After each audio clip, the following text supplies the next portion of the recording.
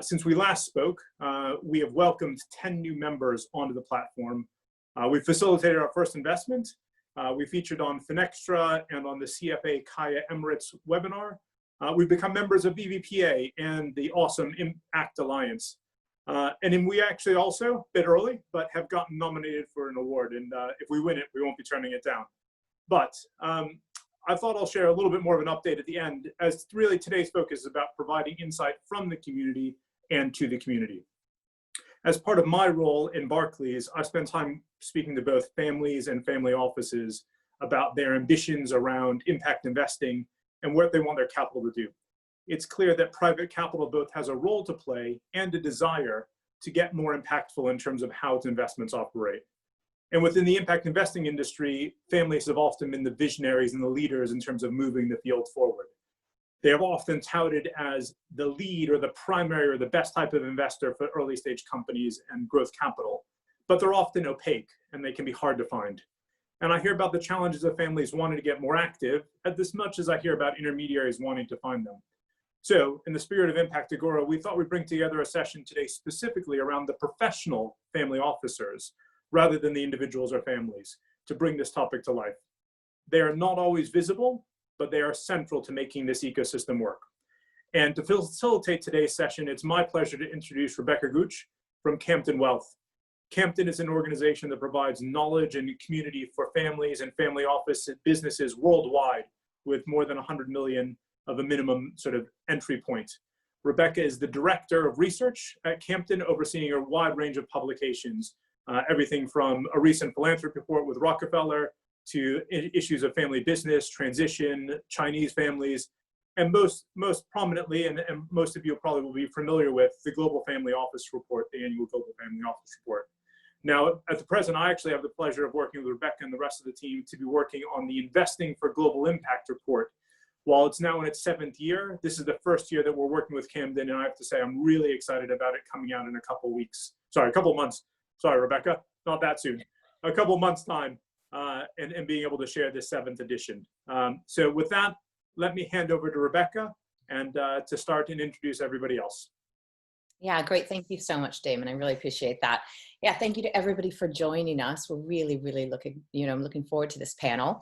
So that was a great introduction. To give you a little further background on myself. So yes, I'm the head of research at Campden Wealth. So we are an organization that just deals specifically with the ultra net worth sector. So we touch on 3 different areas within our research, which is family businesses, family offices, which we're quite well known for, and the family members themselves. But we're an organization that does membership globally for this sector, and we put on events around the world, and then we have our research. So yes, our flagship is the Global Family Office Report, which I spend much of my year focused on and writing, and then a lot of great other reports like the one that we're doing with Damian on impact investing, the Investing for Global Impact Report, another one we're doing on venture capital. So with that said, let's carry on a little bit and talk about our discussion today. We're really here to talk about essentially family offices in the impact investing space. Now, before I introduce my panel, I want to give a little bit of a background just on family offices, because I think it'll help set the stage a little bit.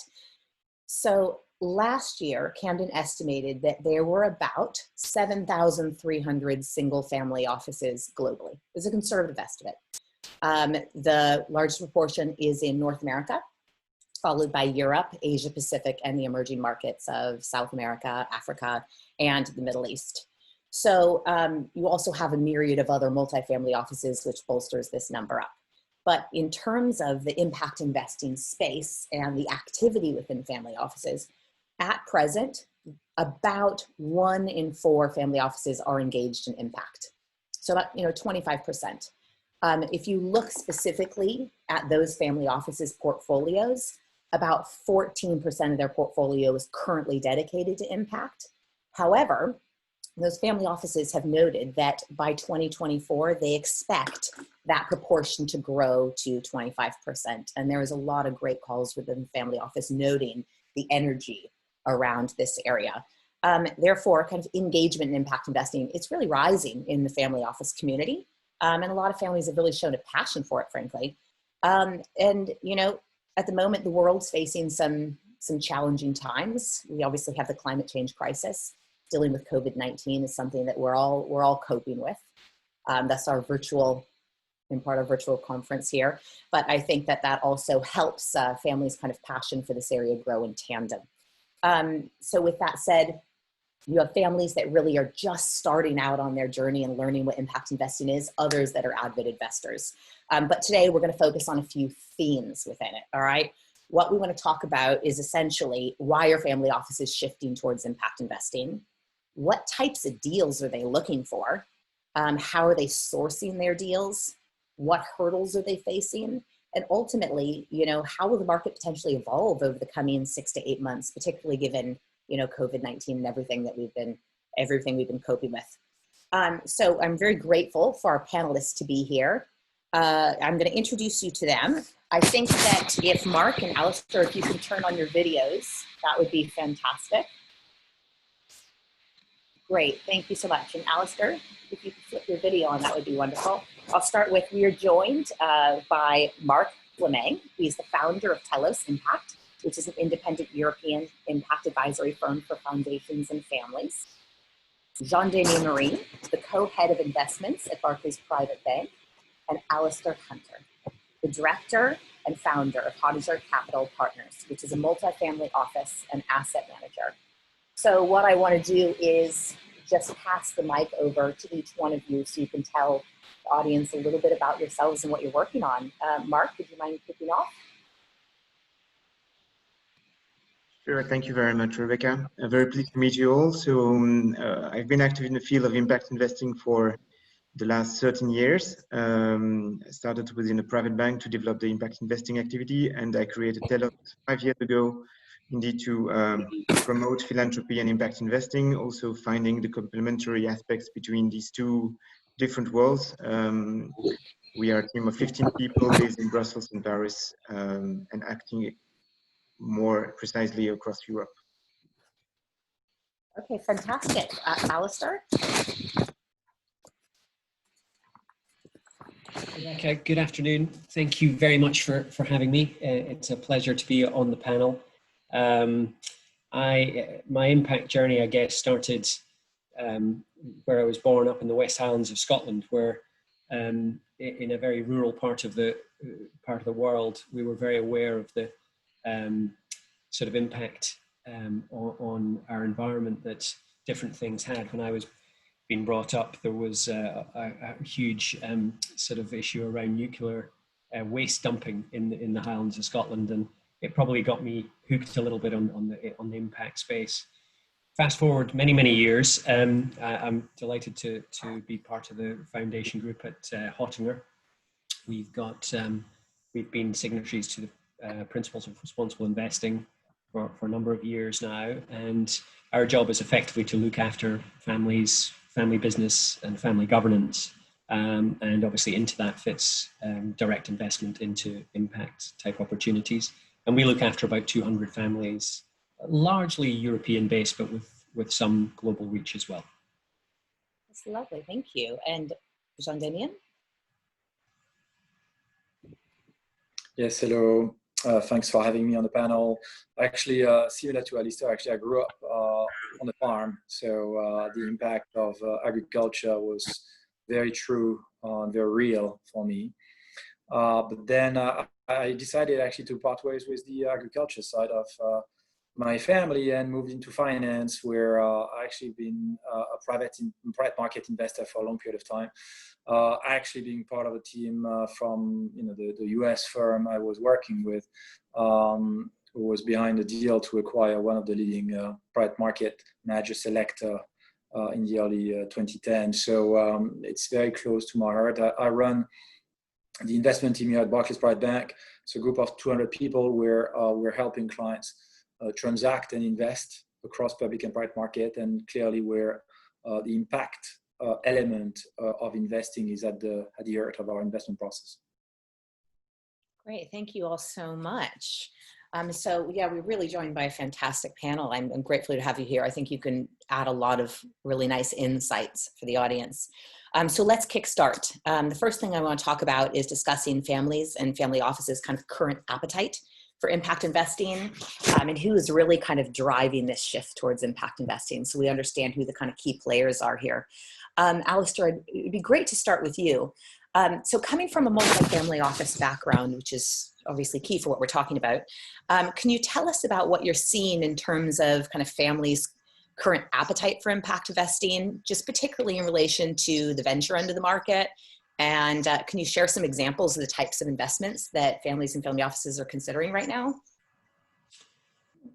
Hi, Rebecca. Yeah, of course, very happy to do that. I think, you know, taking a step back, and obviously with the existential threat that COVID has presented over the last 6 to 7 months, I think there is an increasing focus and appetite for this space. The challenge is actually, and one of the reasons these forums are so useful, is actually accessing deal flow of a scale and a capability well enough structured has always been the challenge. And I think I'll come on in a second to some of the deals that I'm seeing at the moment, largely driven through our own client base. And so I suppose the logical conclusion might be that if that's just what I'm seeing through my own sort of relatively sort of small network, it's how we give wider access to more people. Because I think there is enough capital on the sidelines here who are genuinely chasing deal flow, genuinely chasing well-structured opportunities. But at the moment, I don't think we've quite got that sort of network properly in place. And I'll touch very briefly just on what I think it's three deals that we're currently involved in. Very different in shape and size. So at the smaller end, and you might class it as a little bit of a hobby business, but it's the taking of vintage and classic cars in their petrol form to electric vehicles. So it's quite an innovative approach to preserving these wonderful sort of works of art in many ways, but making them absolutely carbon neutral. And you know, as increasing pressure comes on where these vehicles can be driven, it's an opportunity to allow them to be sort of continue to use, but under an electric model. And that's a very small investment, you know, around £2 million, pretty much of a startup. And, you know, yeah, I would argue more of a hobby business, but definitely a passion for a lot of people.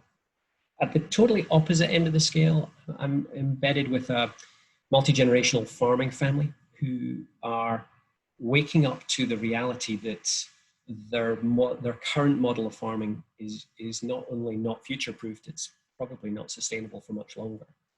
They've got a situation where they are, you know, providing a pretty major part of the UK vegetable and salad food cycle. But in the summer, they're pumping water onto their land, and in the winter, they're pumping water off it. The rivers that run contiguous to their lands have had floods and droughts in the same calendar year. And so they're waking up to the fact that farming on fenland is not carbon positive at all. In fact, it's negative. So even producing sort of organic crops is actually negative to what we're trying to achieve. So they're looking into a massive rewilding and re-wetting project, which is probably $250 million to $500 million in total capex, but involves huge aspects of floating solar, eco lodges, reservoirs for flood defense, and irrigation, and bringing farming indoors with more automation, because the other challenge we're facing, and this has been exacerbated by COVID, is a reliance on a sort of unemployment that is dwindling, and 99% of it, to bring up another phrase that we probably don't want to talk about, Brexit, you know, 99% of the current sort of farming labor is coming from EU countries. So these are the challenges the farmers are facing. They've got a big project that we're trying to help them with. Obviously huge scale, massive length of time. And then the third project is a little bit more in the middle, which is a technology that effectively takes waste produce from the big water companies or food manufacturers and turns it into carbon positive fertilizer. And just a little statistic on that, the current production of fertilizer, for 1 ton of fertilizer produces between 4 and 10 tons of CO2. So for them to be able to create carbon neutral fertilizer, and with the ensuing benefit to the land, that's obviously hugely interesting. So that's just a vignette of 3 of the things we're looking at, and all have their attraction, but they're obviously very different and very diverse. No, that's really helpful. Thank you. I like the diversity you've shown in that. I think oftentimes looking at family offices, what's the saying go, which I'm sure you know, when you know one family office, you know one family office. They're all very, very unique and they're all different. So looking at kind of different size deals and different interests and tastes, it's nice seeing that kind of plethora of diversity amongst them. So thank you for that.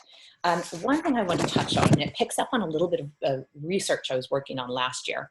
Now, it actually spans a few years. So back in 2016, my team went out and we surveyed family offices around the world. And we asked them essentially, when is the next generation? When's it going to come to fold? What is it going to take over the managing the family wealth? And it was really interesting, the finding. We found that nearly 70%, so it was exactly 69% of family office executives and family members said that they'll take over within the next 15 years. So we've been tracking this movement every single year. And in 2019, we found out that over a quarter, so 28% of next gens had already assumed control of the family wealth. And over the next several years, up until 2024, another 22% will assume control of the family wealth. So now it's oftentimes reported in terms of the research about impact investing that it's the next generation that is kind of driving this shift towards impact. And I think that's true, but I think it's just said so many times. And so I think there's a bit more to the story there.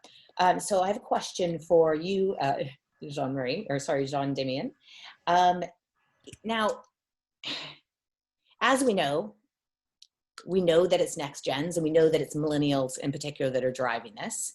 But when you personally speak to family offices and family members, is it only the next gens who are driving this shift towards impact? Like, how do you see the CIOs respond to the growing demand for impact investing, kind of in general and from a different generational perspective? Yeah, it's a good question. Thanks. I'll be probably a bit more nuanced as far as the next gen driving the whole impact demand. I think from the families we're talking to, there is a desire to better understand in general what are the impacts of their investment across public and private market. And that can be across mature business, across their own business, across the businesses that they're seeding. I believe the next gens and the millennials are extremely active as far as the more venture cap, early stage type investment, clearly. And that's where probably sometimes we're mixing a little bit impact investing with early stage only, if you want. We've seen actually tremendous traction when we released enhanced reporting, if you want, across traditional investment as far as impact, if you want. And that resonated very, very well with family owners who are not 100% invested, if you want, in Series A's, seed type stuff in impact. So I think the drive is there, and the drive is there across generations. The role of CIOs there is probably to find the right balance from a portfolio construction standpoint between, high growth type opportunities, more regular type opportunities, and find a way to adopt kind of a common language, common grammar to understand the impact of the investments across portfolios. And I think that's one of the struggle that many CIOs have, coping, if you want, for the demand of possibly the next gen millennials looking for 4x, 5x Series A, B type investment, while dealing with what remains probably 80% of the AUM of the family, which is probably more mature type investment. And one would argue, as a result, has the largest share of impact as far as the AUM.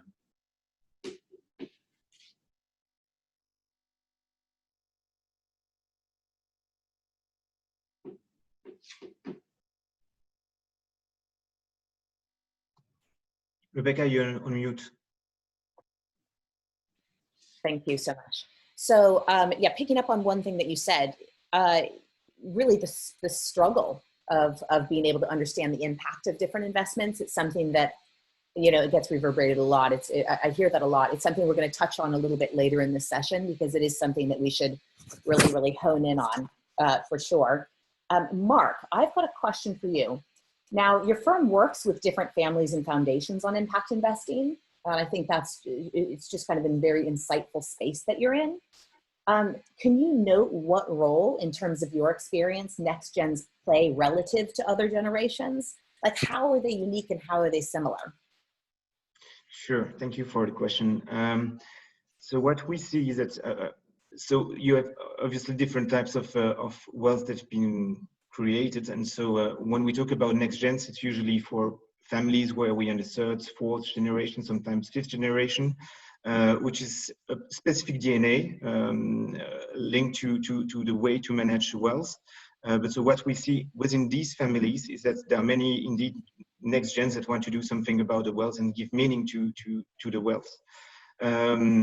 This being said, it's not an easy way because the ceiling glass, and I mean they want to do something, but it's not sometimes the ones that have the money and they can decide. So it's a long conversation we need to have between the several family members, sometimes between cousins that have also different views on how they see the world. But what we do while structuring the impact strategy and then the investment strategy is really, first of all, for instance, interviewing each family member to understand where they want to go or where they want to be active, and from there give a place for the next gens. I think it's a great way also to give them enough voice within the family. Because we spoke about next gen, I think there's also all the entrepreneurs that are first generation, very successful tech entrepreneurs. Some of them are also our clients, and sometimes on their side they don't want to bring the family within the discussion of the investments, and they want to be as entrepreneurs also very active within their impact investing. So next gens are obviously very important players within the impact investing field. But not only. No, thank you. Picking up on one thing that you said that's interesting is impact investing. It's an interesting arena in that oftentimes it's not just about the returns. It's people are led by kind of a passion, a desire to want to make the world better, whether it's environmental or social.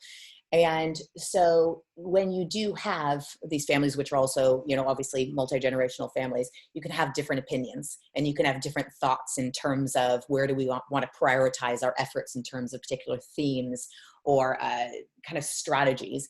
Do you have any kind of recommendations or tips for how best families can negotiate and decide amongst themselves what causes to focus on or themes to focus on most? And just how do they balance their approach? Sure. Maybe I had prepared a slide that might be helpful for giving, for some guidance within the conversation. There are, just to make it easy, because we don't have that much time. But I think that on the left side of the slide, you have different types of models of impact investing. So if you look at these different circles, most of the clients with whom we are working are more what we call solution-driven finance. So they decide to do impact investing because they want to find a solution to a societal issue they have found. Would it be plastic pollution, food waste, water, CO2 capture? And that's the work that we will be doing with the family at the beginning of the structuring of their impact journey.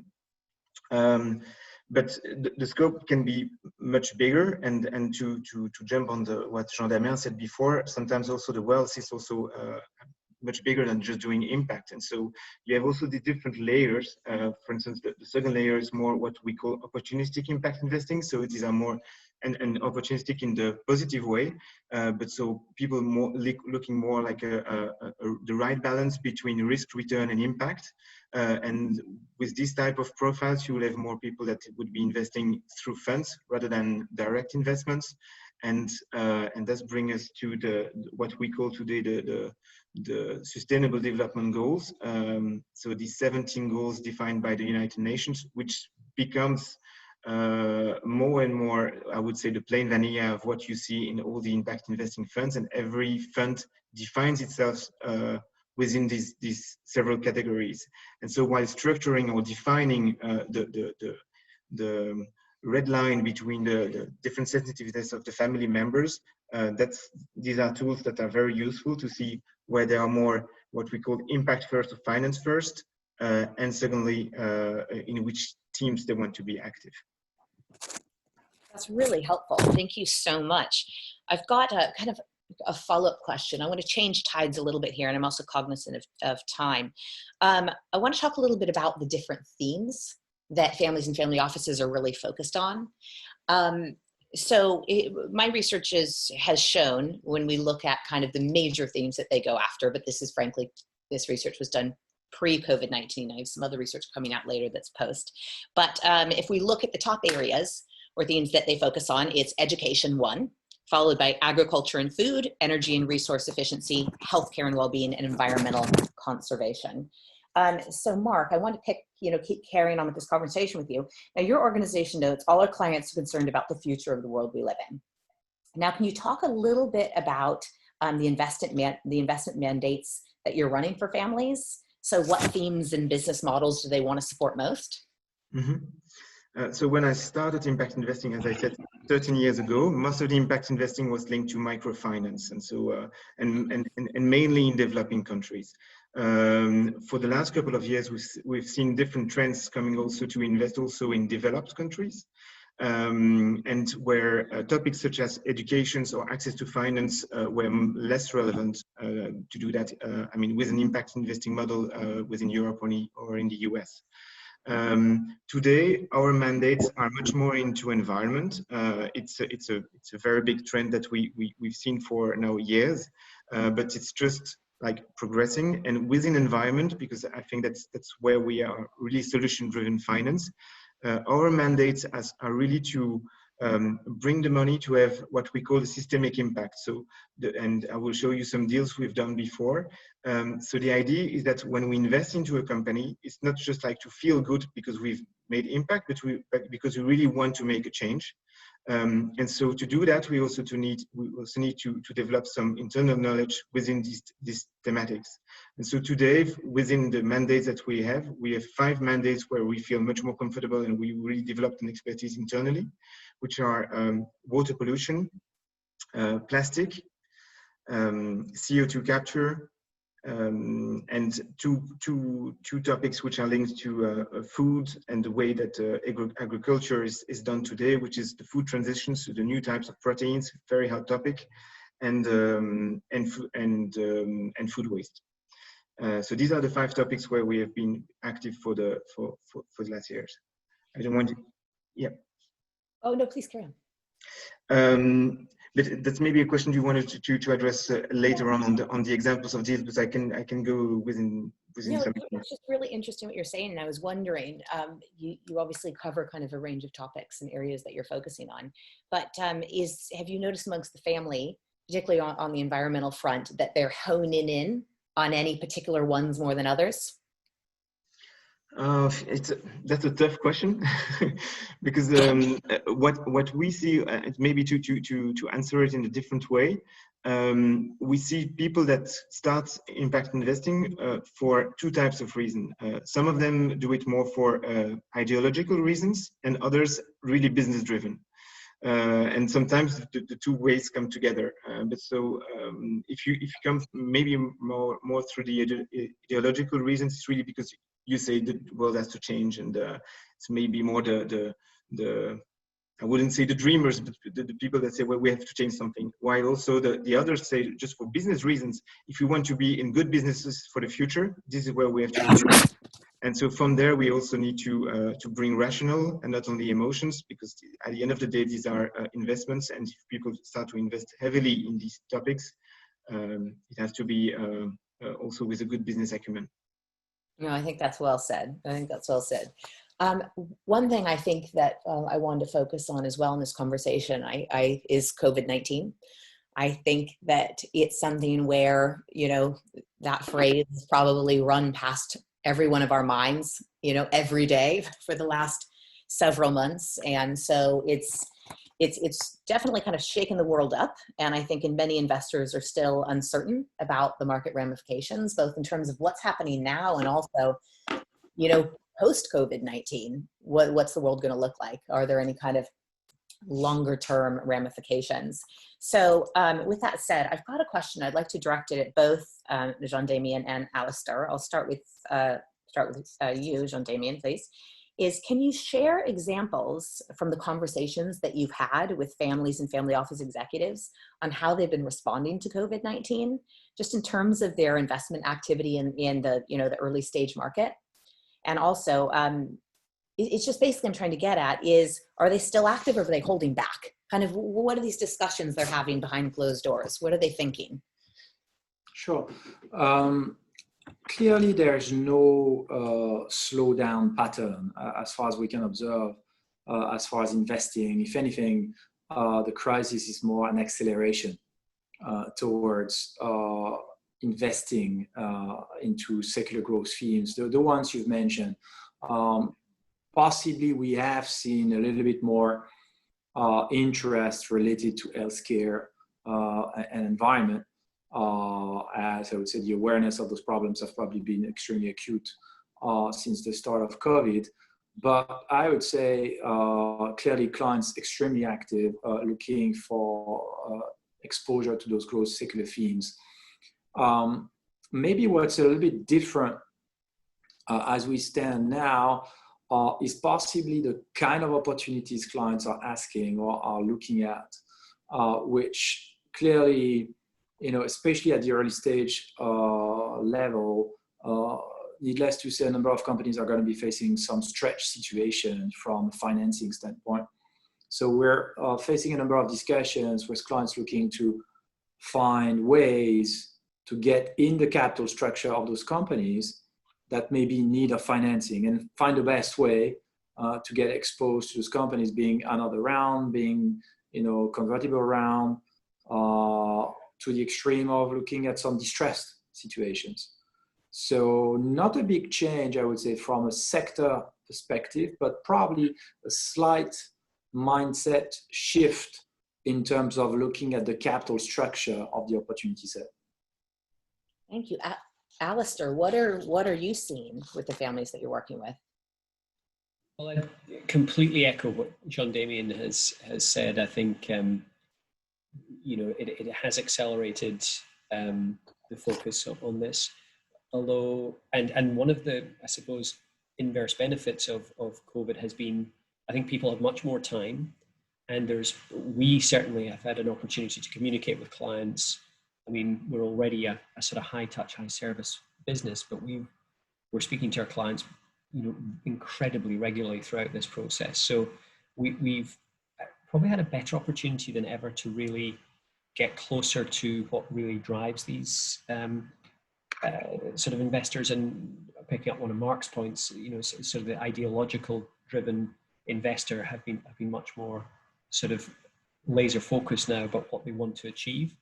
And I think the other thing maybe to pick up on is it does depend which lens you look through this on. And I think there is an argument to say that whilst there's a short-term financial impact, you know, probably we haven't seen the worst of it yet. I do think it might be used as a force for good. And I think generally speaking, our clients are looking at it in a pretty optimistic way, and they are keen to make a difference and be active in that space. So we're certainly keen to foster these conversations and steward them and help them a little bit around how to structure opportunities, as Jean-Damien touched on, and also how to source them and due diligence them. No, that's really helpful, and we'll elaborate on some areas as we continue. I want to touch a bit on kind of investment with the vehicles and more about the deals that family offices are doing. So in my own research, when we were surveying family offices last year, my firm found that the top 3 vehicles family offices use for impact investing were 1, direct private equity, followed by real estate, green buildings, affordable housing, and private equity funds. But for the purposes of this conversation, I want to drill down a bit further here. Now, Jean-Damien, can you tell us about your experience with family offices investing in alternatives? When are they most interested in seed, startup, and venture versus growth and mature companies? Yes. Well, I think a little bit as you said at the beginning, Rebecca, we're using the family office categorization, but we're facing very different realities. So just this morning, I was discussing with family office I'm covering a tech opportunity. That particular family has a team of 5 people dedicated to screen, originate, invest, diligence, VC type opportunities. So they're clearly extremely active in Series A, B, C, in direct venture type situations. At the other end of the spectrum, I think one should step back a little bit because when you think a little bit about VC investing, which I've happened to be involved into constructing portfolios in private for a little while, we're clearly looking at the strategy that has one of the highest dispersion of returns, right, in private market with pretty high loss rate. So you see as well a number of families, maybe one would say either they have a little bit less professional investors within their team, or they're probably more at the earlier stage of their investment, and they're still looking for access to extremely robust VC teams. And that, I think, is an important element as far as the actual single family office investing landscape. It's still a combination, I would say, of direct and delegation.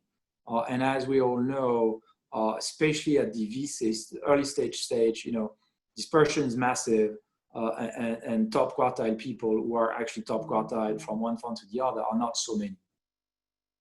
That's really helpful. Thank you. And I want to say, as we go through this, and I do have a follow-up question for you, but as we go through this, if people in the audience would like to ask a question, they can send it in. And at the close of our chat, we're going to be able to put up some of those questions for people. So please, I encourage the audience to send in some questions they have, as we really have some wonderful experts here. But picking up on what you're saying, are you seeing like certain types? Family offices, they're really diverse. So are you seeing certain types of family offices that are more, perhaps less interested in early stage companies if you look at sort of the type of family office? Yeah, I mean, clearly you have it comes down to the risk appetite, right? And the ability to swallow periods of losses or delayed distribution.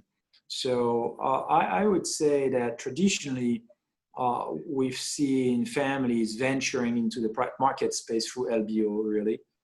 So buyouts, given this is the strategy that has probably the narrowest set of dispersion as far as looking at the manager world.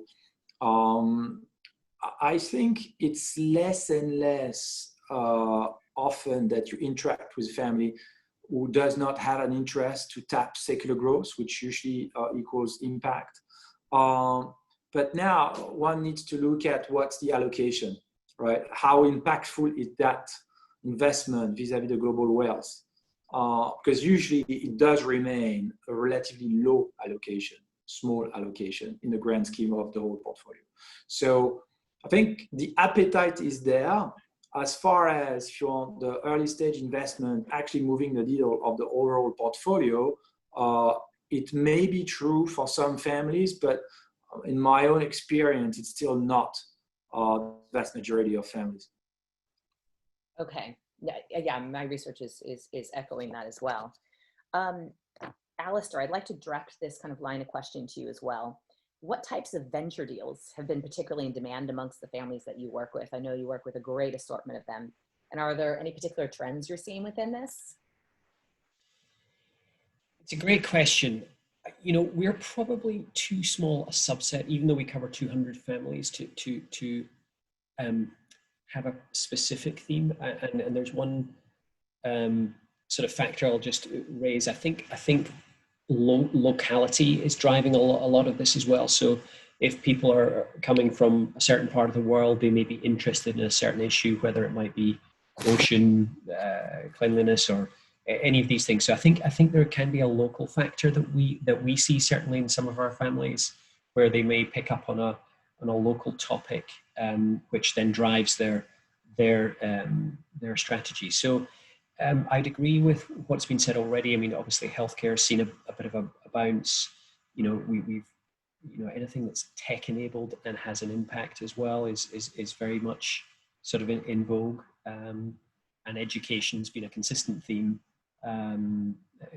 over my time with Hottinger in the last 10 years. So I think for us, it's because everything we do with our families is bespoke. I don't have a discernible thematic sort of outcome. One thing that I think would be really useful for people and interesting is if you can give us some examples in terms of what you're working on. Like, can you give us an example of an interesting direct deal that your office has worked on?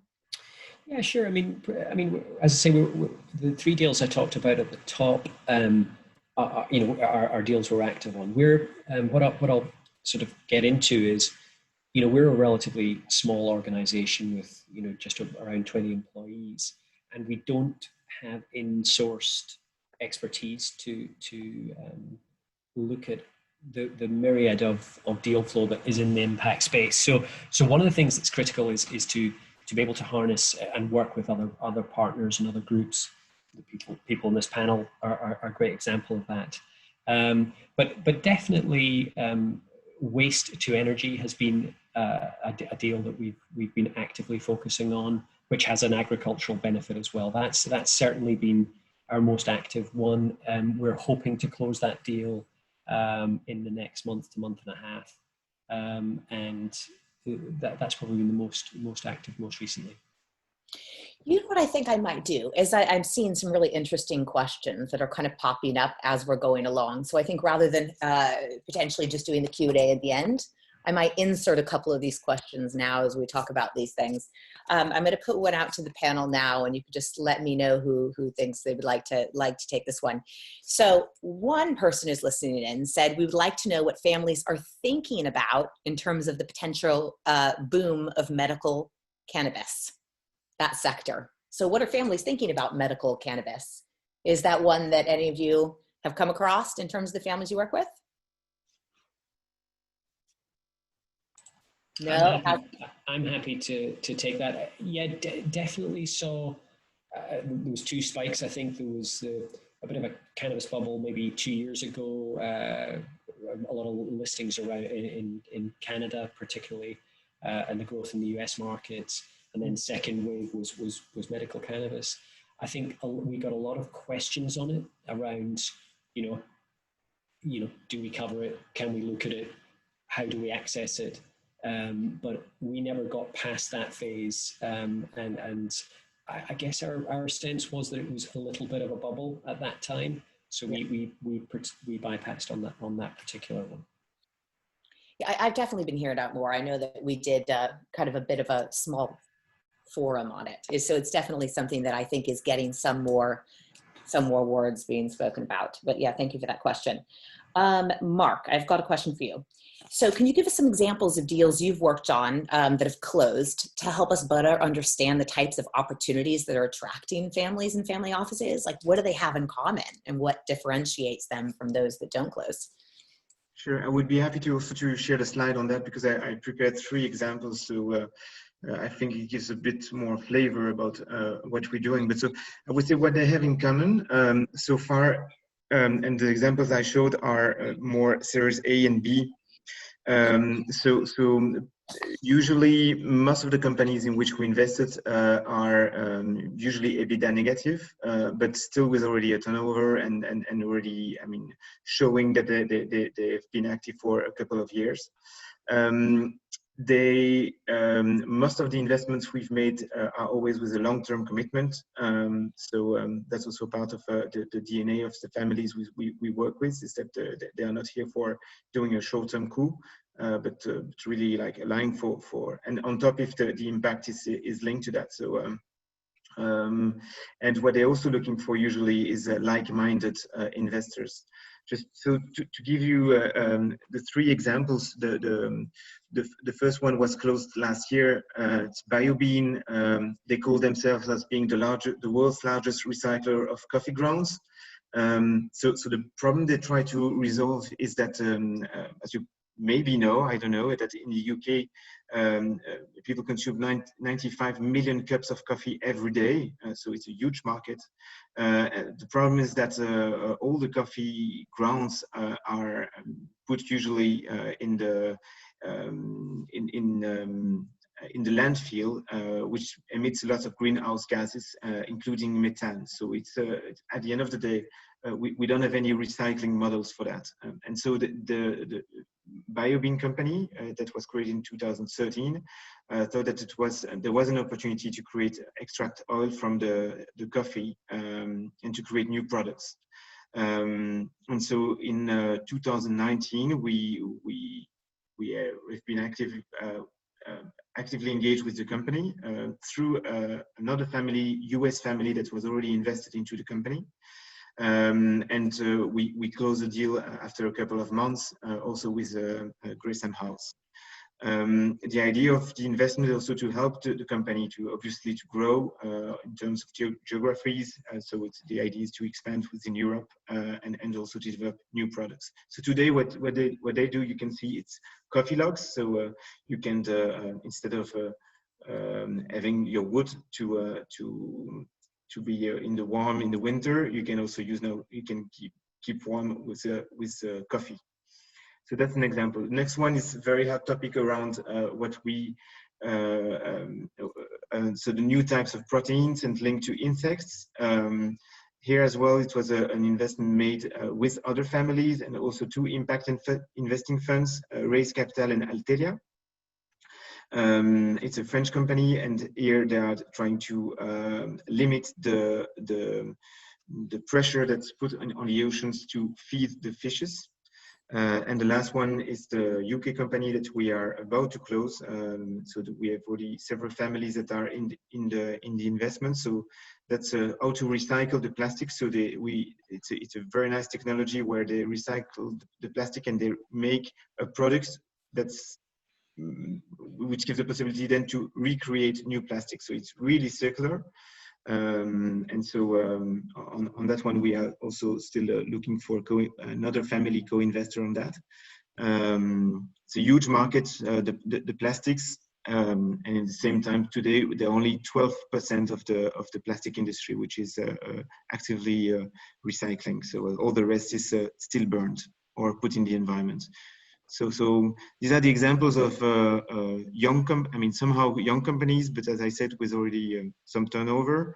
And as I said, usually within the way the deal is structured is usually with other families and other impact investing funds, sometimes also with strategic investors to make sure that we can also think about the exit. I hope it answers the questions. No, that was really helpful. Thank you so much. What I want to do in essence of time is I'm going to take another question that was sent in, but I want to preface it with something. Now, picking up on what we said earlier, we said 25% of family offices are now engaged in impact investing, which is lovely. We're seeing it grow up year on year, grow year on year. But with that said, that still means that 75% are not engaged in impact investing. And so we do talk a lot to family offices in terms of the hurdles, like what's stopping them, or when they're trying to get involved, what are the challenges that they're dealing with? And so we have issues of a general lack of awareness about impact investing. A huge thing that has come up in another report that I've done, which is really saying they're having a hard time sourcing good deals, like really, really good deals, both in the direct and the fund side, and maintaining sufficient deal flow. So even if you find one or two good deals, how do you maintain adequate deal flow? Measuring social environmental impact of deals, due diligence, concerns over returns. But for this final question that we're going to have before I close with kind of an overarching question about the future and tips. I really like this question I got from an audience member, so thank you for that. It is, where does deal flow come from for impact investments? How are promising companies or investment opportunities sourced, especially as a lot of true impact propositions, especially physical landscape, as mentioned in Alastair's example, are collaborative. So let's focus on deal sourcing. Now, this is something that, Marc, I think that you'd be in a great position to comment on. Thank you. I would be happy so. So on our side, we have three streams for our deal flow. The first one is really, as I said, by developing an expertise within the thematics, we really make deep dive by looking into the reports linked to the topics we cover, and from there we contact the companies. Secondly, is being part of networks such as, for instance, Impact Agora or others, where we can also partner with other families that are actively engaged in impact investing, and where we share the same types of investment criteria. And third one is being active in conferences. One of the biggest issue indeed and hurdle within the impact investing industry is this deal flow, obviously. In the same time, I wouldn't be too worried for the future, because at least what we see within within Europe is that the regulations are moving pretty fast in terms. If I look in terms of environment, because that's where we are more focused on our side today, there are so many new regulations that will also help new companies to develop. So that's the reason why today we have to be still active in younger series A and B, because these companies are new. If we talk about these new proteins, the regulations were put in place only 2 years ago. So before, you couldn't do proteins from insects. Same for single-use plastic. These are also new regulations that help also new companies to develop to address these challenges. So that's part of, and I think that's where I believe impact investing won't be just something fashionable, but there are macro trends also supported by the public authorities, where also opportunities for new companies will be there. And that's also the reason why families have a role to play on that. Great, thank you. And to close, basically, from our experience at Campden Wealth, impact investing, it's really indeed becoming an increasingly prominent way for families to invest, which is important. Overall, it's in changing the investment landscape, and bit by bit, it's helping the world. Socially, environmentally, it's helping the world around us, especially with early stage companies. But with that said, we are in challenging and uncertain times, aren't we? And we're all very aware of that.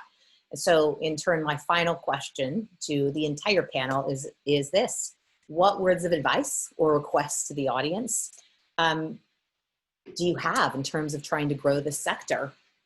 I'll start with you, Alastair.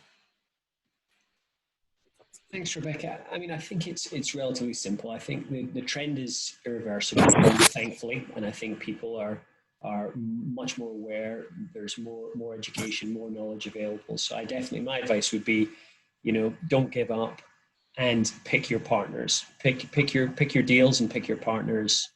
I think one of the things we're seeing a little bit more of is the re-emergence of club deals particularly on impact investments, to allow people to get into more meaningful size of investments, and that would be my recommendation.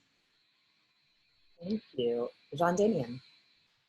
Yes, thanks. I think the hurdles for people to get involved remains a little bit how to measure impact is a big topic. So the entire industry, and we're participating to that effort, is working towards achieving common standards, really, to depict the impact those investments have. So measurement is really, really key, I believe, and really important as well that if you want, portray the impact opportunities as an overlay, right? But they are, as we just witnessed through this discussion, they're very different realities from a risk-return perspective. So really important that we guide, families towards this opportunity set acknowledging the different risk return profiles these opportunities are representing. You know, I think the risk here is to get excitement and get some families have their first steps into opportunities that may have a very high risk profile and may deter them actually to deploy more afterwards. Well, yeah, thank you so much for that. Marc, final comments, final thoughts. Thank you. Huge pressure on my shoulders.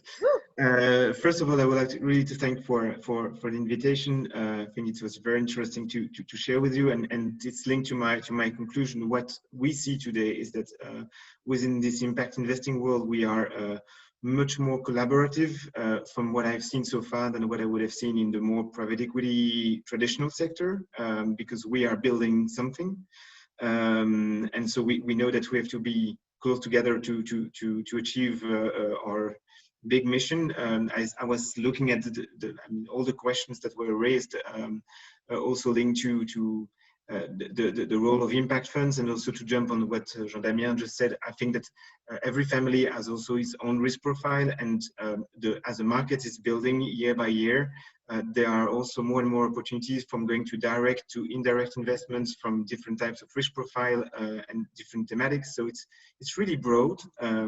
So I think it's my advice would be obviously learn as much as you can. So meet people, find indeed the right advisor to work with, and make sure to take the time to do that, because there's urgency for the planet, but at the same time, don't make mistakes, because otherwise you would withdraw from the space. And at the end, just follow also macro trends. I think that's just not going just fashionable for a few months or 3 years, because you believe that's a hot topic of the season. Thank you very much. Well, those are all excellent words of advice. Thank you all so much. I just want to say a huge thank you to our panelists. I'm very grateful for you taking the time to share your experience and thoughts with us. Thank you so much as well to Agora. We're appreciative of this, and thank you so much as well to Barclays and Damian. And we love working with you. And the biggest thank you is to the audience. We really hope that you got something out of this, and we're grateful that you tuned in. And let's just keep working on this space and growing bigger and better each year. Thank you, Rebecca. And thank you, everybody. As we said at the outset, the core focus of Agora is really to enable more capital flow. The value of being a member of this community, though, comes as much from the connections and the insights with each other. So definitely a thank you to the panelists. We recognize a number of questions that did not get a chance to get answered. We will take those away. And if you did leave your name, we'll get back to you. We'll check in with the panelists if they have any thoughts about it. And I will say, well, Rebecca at the outset said, if you met one family office, you've met one family office. Hopefully you have a few more insights about sort of engaging and thinking about those groups. Again, a small plug, but please do look forward to that research that is focused on family offices and foundations coming out a little bit later in the year. We don't have time. I would love to highlight a lot of the new members that we've had, but I'm very conscious of everybody's time. We now have over 50 members, 20 deals currently live, about 250 million in opportunity set. While we can't publicize one in particular, we've had our first introduction. An institutional LP wrote a large check to a first-time fund manager who was able to close a first round and also make their first investment. So hugely, hugely exciting to think about. 3.5 months in, we're already at that stage. Please let others know, right? We're at the stage now where the benefit and the strength of the community comes from bringing more people in. And so a small ask from us to you for that. And otherwise, we do want to hear more about what we can do. So there is a quick survey again at the end of this session in terms of your thoughts and ideas, but please also reach out to us individually if there is any more. Otherwise, I wish you all the best and look forward to seeing you in the near future. Thank you.